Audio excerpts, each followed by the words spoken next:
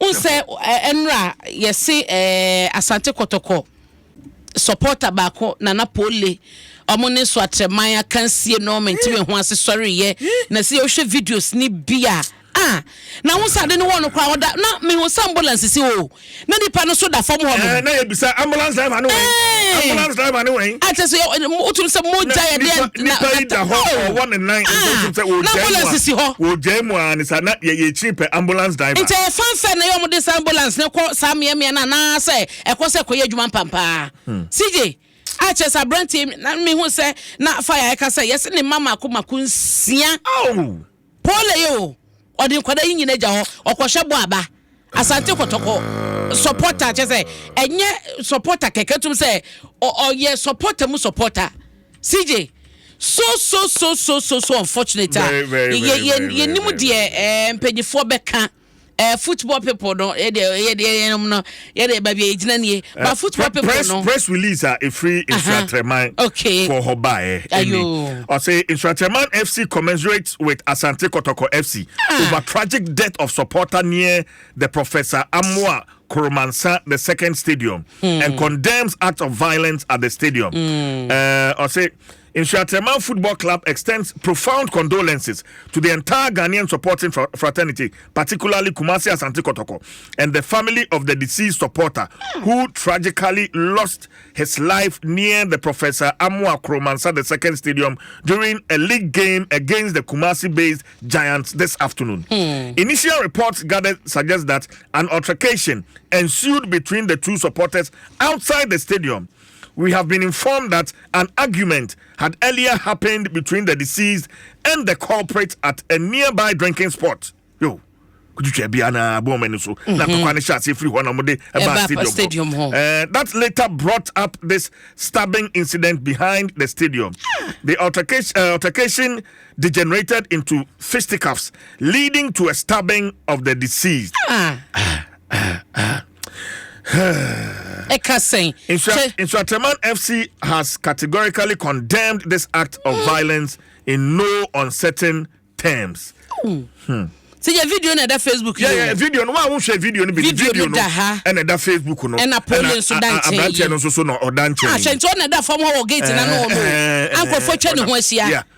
Over 119. She ambulance nso de si ha yo. Police for na ambulance ani mo no nyina di me ka ko ba bia abrantie da yi. Asembe nkra ni CJ. Asembe ni. Chese. Frifia wo kohwe ball. Kohwe ball aba. Said ye tie no mokokwaje ye wo ba ho. Said na bia o matwetwa bi na ba ma ninti na kwa ne sa o. Oh, there be CJ.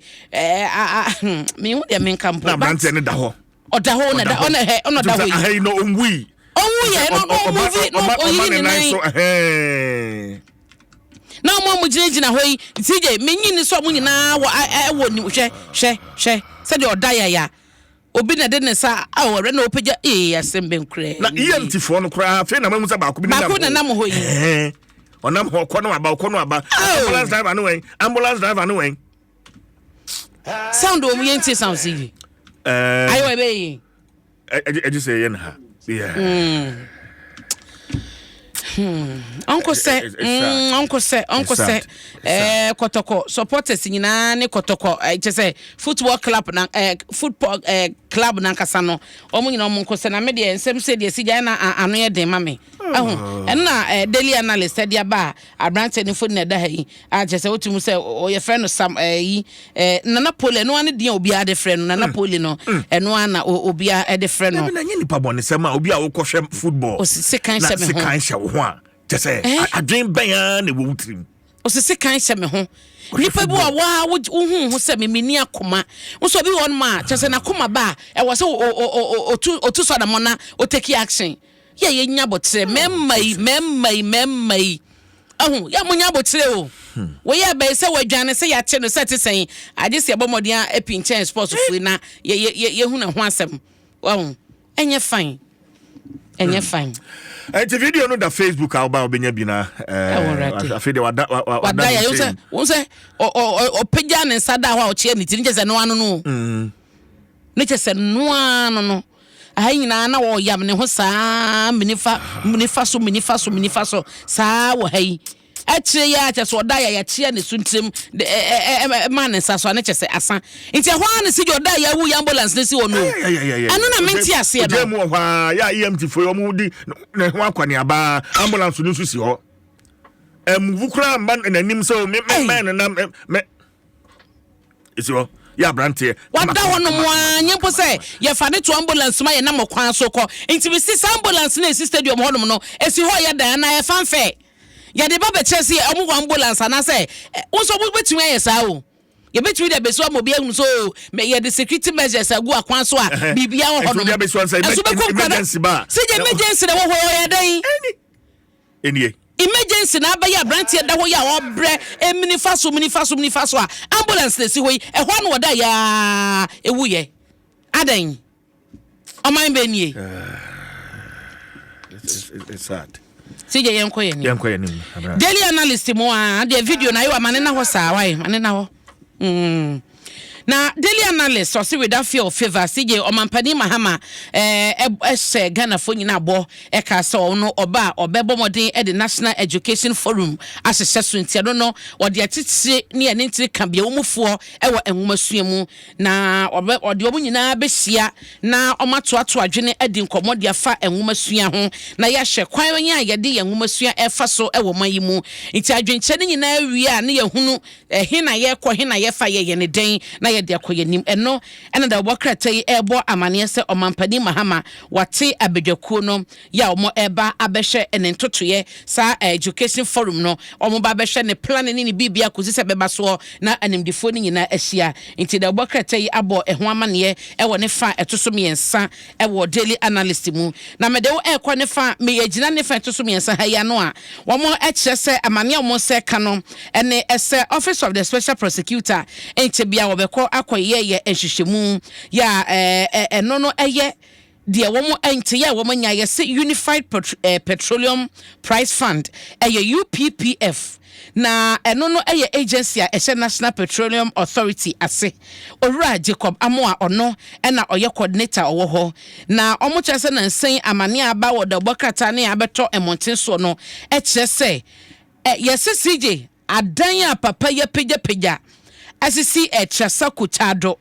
ena adan empotem honom ene eno achiso no kasa bodian ototototo no etwetwe so emu owrem intese no ora ene eye OSP womo eye ahoboa akoye nhwehwemu yese wato nanu ya na oto eye ka ba ko no no ye GLE 450 Mercedes Benz a wono an ho na wato ama ena one ne yere so atiase ena wato ama omo ho a womo kyese obi nim saka na omoka no enye sika keto adbeto saka no nti se de keka kono atwetwe so nti se no OSP ebam no abaye nhwehwemu ene ade nti no na de obokrata de abanto raje koba mo a ni fodi eda ho daily analysis amane ena me de ema no na omo ekyere so omo anya ne nti se ewra asare kwasi da kom ebetumi aba so mampani bebo ne din na wakotema development corporation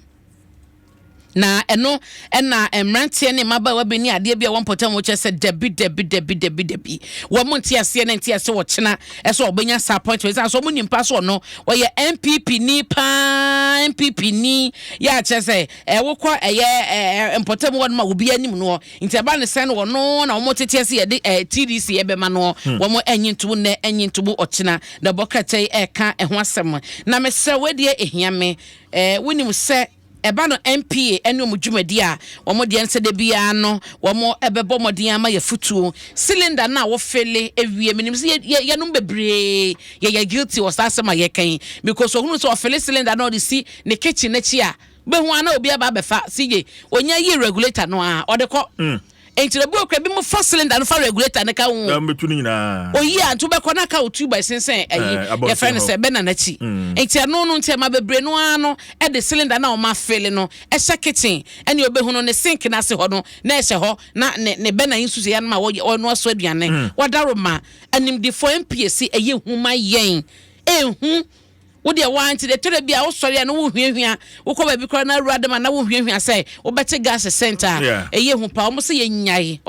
ntu de be ya pesa mo friend say ba ya mo de ye bogla proofing the beggar proof for Windows in the Sana dear no. Also met me a bobo be cute a mawa. From one now the crowd was sim at to know the cylinder and shima. Not to blow their fan rackets and ho. I found Pomanim. Miss Rawate, Miss Raw, Yankwa here. Abana, I rehost someone is here, mate. Yeah. Sir Nana Poli. August 25th, 2024. Last year, yeah. And worry. Oh. Yeah, ne picture. Save the date. One in a year. Oh. Yeah, gifty. Oh. Busumi be 5 months. August, last year, yeah, you. Are you out 5 days? Yeah, gifty ko say. Photo shoot or mokoye. Obaya ko say. Save the date. Was so. And are you there to Facebook? And are you there to Facebook? Ko say. Dey betumi aka no no ba. Ko say wate. Wa she. Ena da hoyi. Hey. Ghana Premier League sponsorship papa be yan enti say enso bi kokko hwere ne nkwa wo sponsorship papa be na wo hwe ne fe eni emabu so young and then no da hoyi no dan che you tell say that you are no or the save the date or the atoha 25th August yeah no worry eni ma be say ya na mera ho ni say the obre kra da ho bra say emo bia mfi ba bi ma no me sha ya na mera ho dodo ojemu wo se to da bia obi bi firi ma wo bi sa say ya wo nipa de fam mu ya wa wo te ye kra nsan na obejam a wo jam no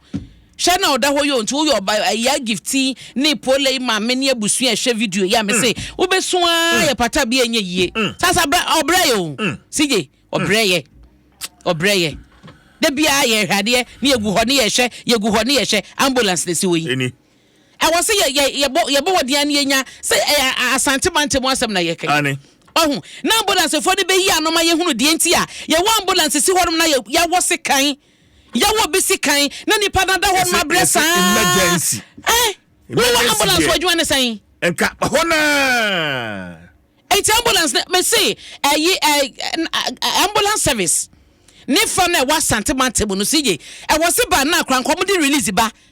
by now number 10 e wo some di release ba be che di si yenti a ambulance si stadium ho na nipa da se sempo no anase bi ambulance driver no ko patanto kwa no mamu anti da ko wie sei na patanto kwa no mamu na wa kasa ne nemi mu a eno kwa no wo ye wajuma adwuma na wo ye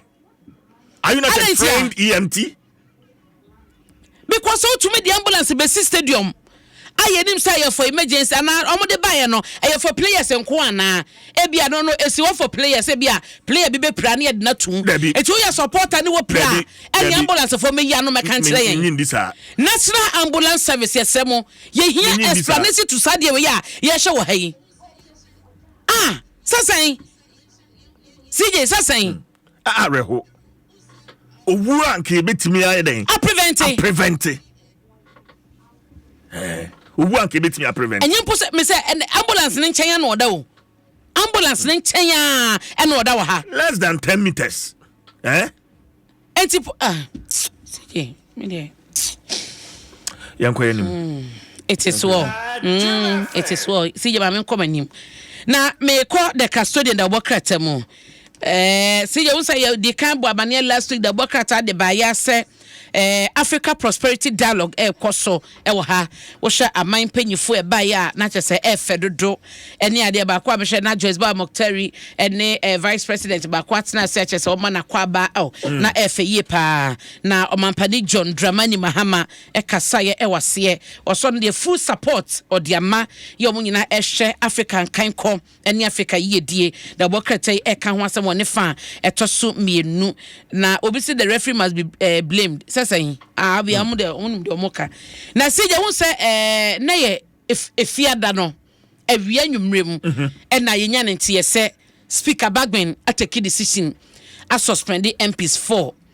na enochi memenda no me kai se safiada no ye ne ye nua be makwaku asante kasa from parliament anwumre no we kosi se ma ne che de si ye nyina memenda wona wotwe so no ye ne ye rosechi mensa bonsu kasa o se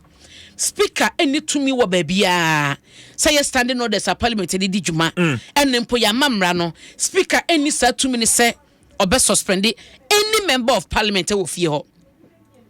Yero say chairman sabosu chese speaker enisa tumi no. Tisade na waye no. Etia mra, etia hyehyeye. Na anopmemeda no panemu aso de hu senkrata freedom kuma wo mrase bedwafia. Yero Alexander Fanyoma kan edi wo manim abase speaker almost standing orders no wamfanya adwuma amamra no so wamfanya adwuma sansen ka so ma nipa ye koma sabi nyina fa hearing odema eye privileges committee no na mo ye hwehwemu na de o report brana sa na osigina ye no na wa wodi wani hwem sa suma si obenti na ko yi o mo ka se ma suspend odi a na speaker enyemra na odi ye adwuma aso no akasa te ni wiase na ni wiase no no ahyehye ne mra no de sa mra no eye adwuma but parliament a wo standing orders na so we standing orders no to nchen a o man na mra 1992 constitution no de ka na wo se koso mra hye bedwafie ensem krona no e wo ha sei to sha Frank Adom Jerry Ahmed Saib na Al Hassan Suleiman Atampuli wo ye 3 MPP members of parliament a speaker suspended wom na Yerada Famakpo ono so e ka ho bia wo koye enan Inti ehun samno ano na Dr. Kojo Asante CDD boss ono so na no atomo bi say speaker enni tumi bia eso be suspend MP said 9 no eno the custodian the workata aka ehun asem sige inti ehwese de nyoma bekom na Yero say chairman saboso suggest say leadership no minority no majority ni na no enko hu speaker na bibi wo che omo nka no mo hwe so be obe reverse decision na wa make na but my main commend majority leader my main comment yes okay why are there because da sasemi esi ye no oba mu ne kwa befa so okasai ene ono ne members ne kura ekasai I think that he has started well, even though my friend baptism of fire because your man majority leader said sir ejai de eshiano but so far say we handle issues no ye papa nti say no one ke bia ka asem no ebe jinsemo Matias nti no eho asam ewo ha na small scale miners eno mo chese wo mo ebeta yewra Emmanuel Amakofibu a ye kwakodi ne dwuma ewa soye ye ko akohwe ye sase ne mu agudie so no wo so beta na ti amana sasidi adwuma oba be ye won last week so no mampani taske asoye omo ehwe yen sase won sase ra Amakofibu a asoye hwe fisam so interior yewra muntaka na eno chi so no attorney general say obibia ya bekwakoye form agudie wonsuo mu bekodie galamse wonsuo ba na se kwaye mu no oso mo chew na emra ne udi eno so da wakrata yi ebo eho amane sije me wia ne sa na mama mfa wo enko Ghanaian Times mu na ye hwe the Ghanaian Times say wo de maye ano eno ampo na da hai asma me kan se sie yi no 3 ministers a o mampani amom sa sodie no omunie illegal miners no omampani say chiwom for mugina emranim emra no ene wo ni no pepe so nipa ne kokoye ne fama gudie obra won kita nkrata koye ba bi ni so kwa monchiwom ena eda hai na owura Samuel Okujeto Ablakwa ena NDC Pro Forum ena mo support Ablakwa ewo hai se obeboa ama wiase nyina Ghana ehyehyɛ akoso so kwaso ye kwakohwe amana ne nsɛm so eno the Ghanaian Times ka eho asɛm enti MPA Yewra Edugita Makulu MPA boss waka ho bie eno mutu ye fo se mema ye mfa ye cylinder ya fele enhya kitchen suade wate ye kan fa ye dwuma mame na ehya setutu eho anamo tijensi da bokata ne de dodo no a ejamra sebedwafie ene ade na Yewra Felix Kwachi ofosu koma mpani atena ya wono na ekwa akwahwe na mane bonsent as Minister of Information no a ena kopie mpani atena ye na ose wa hinti as a Ghana News Agency and Information Services Department on Bekambum.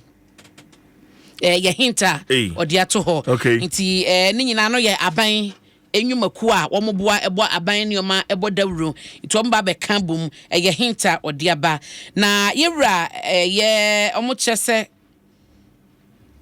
last Saturday near Tisera Lord come Kofobia Kobashi Muni Fewa dance my near Yasine Castle Honina or Makwa Castle no at the Koya Hunsen Semno, Ekoye Bibrino, the Bokata, Ebo, and Hon Assam El Hasiji. Mamina so why Diabano Lord Comedy and Sona the new publisher I can speak at the end so and one I repeat here one the Wakata and some Diabano and I'm a bobby so amount and no paying.